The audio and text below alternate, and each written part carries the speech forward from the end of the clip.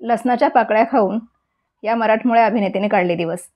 उत्तम शाब्दिक विनोद, बहारदार शाब्दिक कोट्या आणि आपल्या दर्जेदार मुद्राभिनयाने चंदू पारखी या हरहुन्नरी कलाकाराने मराठी हिंदी चित्रपटसृष्टीसह नाटक आणि छोटा पडदा देखील चांगलाच गाजवला होता.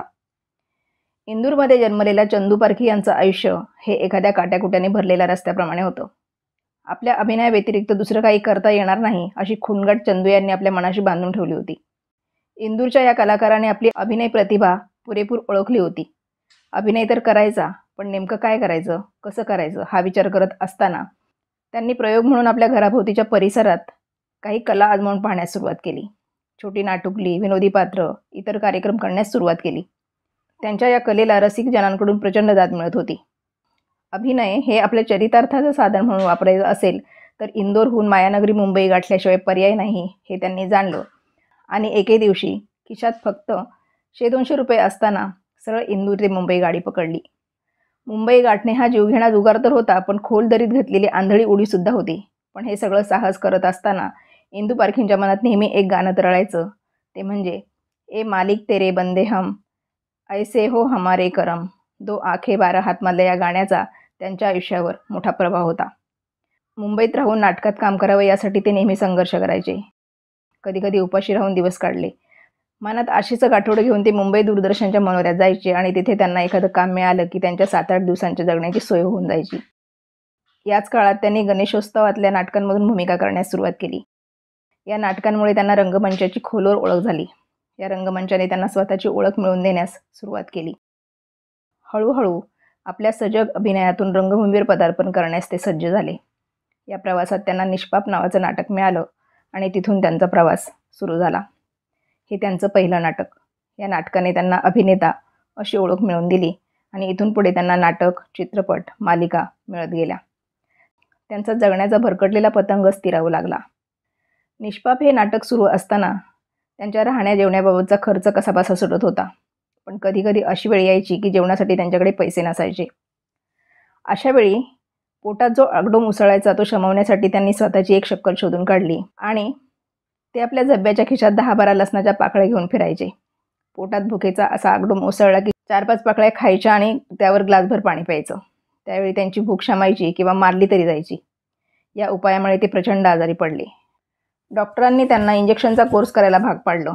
आपण आजारी आहोत आणि आपल्याला इंजेक्शन्स घ्यावी लागतात हे कळलं तर आपल्या वर्तुळात प्रभाव होईल, त्यामुळे आपल्याला काम मिळणं कठीण जाईल. या भीतीमुळे नाटकातले आपल्या सहकारी कलाकारांना याबाबत त्यांनी काहीही कळू दिलं नाही. निष्पापच्या यशानंतर माझा खेळ मांडू दे, अशी ही फसवाफसवी या नाटकांसोबतच त्यांनी मराठी हिंदी चित्रपट आणि मालिकांमधून कधी विनोदी तर कधी खलनायकी भूमिका साकारल्या. मराठी चित्रपटसृष्टीतील दुसरे निळू फुले अशी ज्यांची ओळख होती ते म्हणजे अभिनेते चंदू पारखी. माझी जागा कोण घेईल तर तो चंदू पारखीच असेल, असं खुद्द एकदा निळू फुले म्हणाले होते. अभिनयाची अनोखी शैली, मनोरंजन आणि वास्तविक अभिनयाचं उत्तम मिश्रण या वैशिष्ट्यांमुळे त्यांनी आपली स्वतःची वेगळी ओळख निर्माण केली होती. दूरदर्शनवरील व्योमकेश बक्षी, अडोस पडोस, लाईफलाईन, जबान संभाल के अशा हिंदी मालिका, तर राम जाने, अंगारे यासारख्या हिंदी चित्रपटांमधून ते प्रेक्षकांसमोर आले. मराठीतील खट्याळ सासू नाठाळ सून, कळत नकळत, बापरे बाप, बलिदान, वाजवा रे वाजवा यातील त्यांच्या भूमिकांचं विशेष कौतुक झालं. मात्र सिनेसृष्टीत आपली ओळख आणि बस्तान बसवण्यापर्यंत त्यांचा प्रवास काही सोपा नव्हता. खिशात 200 रुपये घेऊन ते मुंबईत आले. मुंबईमध्ये सुरुवातीचा काळ हा त्यांच्यासाठी एखाद्या भयानक स्वप्नापेक्षा कमी नव्हता. कधी कधी अशी वेळ येत होती की पोटाची खळगी भरण्या इतके देखील पैसे त्यांच्याजवळ नसायचे. एक दिवस असं झालं, दिग्दर्शक विनय आपटे शिवाजी मंदिर नाट्यगृहात गेले असता त्यांना चंदू पारखी भिंतीला टेकून खाली बसल्याचं दिसला. त्यावेळी त्यांना काय झालं असं विचारतात चंदू पारखी यांनी काही नाही, थोडं गरगरलं म्हणून बसलो असं सांगितलं. त्यावेळी बाजूला उभ्या असलेल्या कामगारांनी त्यांना ते 3 दिवस जेवले नसल्याचं सांगितलं. विनय आपटे यांनी चंदू यांच्या हातात लसणाच्या काही पाकळ्या दिसल्या. हातात लसूण कशाला असं विचारल्यावर चंदू म्हणाले, काही नाही, लसूण खाल्लं की भूक नाही लागत. हे ऐकून विनय आपटे यांना धक्काच बसला. विनय आपटेंनी चंदू यांच्या जेवणाची सोय केली.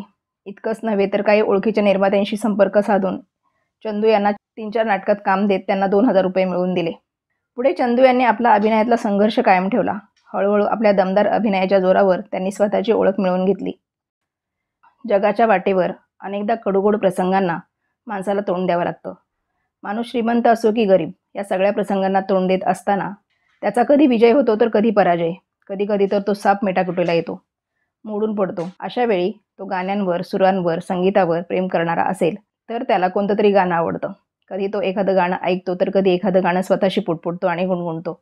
अशा वेळी गाणं त्याला जगण्याचा भान मिळवून देतं, जगण्याचा संघर्ष साजरा करण्याचं बळ प्राप्त करून देतं किंवा त्याच्या मनावरचा ताणतणाव किमान कमी करून देतं.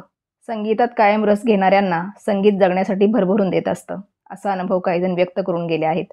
त्यातलंच एक नाव म्हणजे दिवंगत अभिनेते चंदू पारखी. चंदू पारखी यांच्या मनात नेहमी एक गाणं तरळायचं, ते म्हणजे ए मालिक तेरे बंदे हम, ऐसे हो हमारे करम. चंदू पारखींना हे गाणं त्या निराधार क्षणी आधार देऊन जायचं, पुढची वाट शोधण्यासाठी मदतीचा हात देऊन जायचं. मराठी चित्रपटसृष्टीतील दुसरे निळू फुले अशी एक ओळख त्यांना मिळाली होती. त्यांच्या कलाप्रवासाला मानवंदना म्हणून इंदूरच्या महाराष्ट्र साहित्य सभागृहात चंदू पारखी स्मृती एकांकिका स्पर्धांचं आयोजन केलं जातं. अभिनयाची अनोखी लकब आणि शैली या वैशिष्ट्य गुणांमुळे आपली स्वतःची ओळख निर्माण करण्यात ते यशस्वी झाले होते. हा प्रवास चालू असताना 14 एप्रिल 1997 रोजी या कलाकाराने जगाचा निरोप घेतला. अशा या हरहुन्नरी कलाकाराच्या स्मृतीस विनम्र अभिवादन.